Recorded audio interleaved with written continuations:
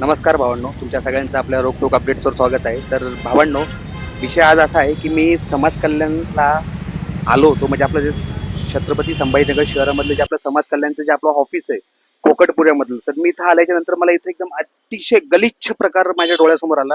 तर भावांनो, तुम्ही फक्त एकदा तुमच्या हिशोबानुसार बघा. आता ठीक आहे, समाज कल्याणला सगळे शैक्षणिक भागाचा म्हणजे हा शैक्षणिक भाग येतो. त्या भागामध्ये जे कोणी विद्यार्थी असतात, जे कोणी येत असेल, तर या भागाचे जे इथले जे ऑफिसर आहेत, अधिकारी आहेत, या लोकांची एकदा कामं बघा कशी आहेत. हे बघा, आता मी ऑफिसच्या बाहेर आहे भावांनो, ते बघा थुकलेलं बघा कसं आहे.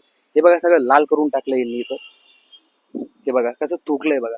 त्या खिडक्या बघा वरती कशा झाल्या. म्हणजे हे समाज कल्याणचे जे अधिकारी जे आहेत ते फक्त दिवसभर पुड्या खाऊन थुकायचे कामं करतात का? म्हणजे आपल्या छत्रपती संभाजीनगर शहरामध्ये शिक्षणाचं महत्त्व कोणाला कळालं नाही का आणखी? हे कुठल्या ऑफिसमध्ये बसून फक्त दिवसभर पुड्या खाऊन पत्तर पत्तर थुकायचं हे काम करताय का? यांना यांचे सिनियर लोक जे आहेत हे यांना कुठला धाक दाखवत नाही का? तुम्ही ऑफिसला कसं असायला पाहिजे, कसं नाही असायला पाहिजे. कारण शासकीय कर्मचाऱ्याला जर कधी अशा गोष्टी सांगाव्या लागत असतील तर हे आजच्या डेटला महाराष्ट्रामधली सगळ्यात मोठी हानीची गोष्ट आहे. यांच्याकडनं आम्ही कुठला संदेश घ्यावा व कुठल्या गोष्टी शिकावा? शैक्षणिक भागामध्ये जर कधी अशा पुड्या खाऊन चुकत असतील तर आमच्यासारख्या विद्यार्थ्यांना काय करावं?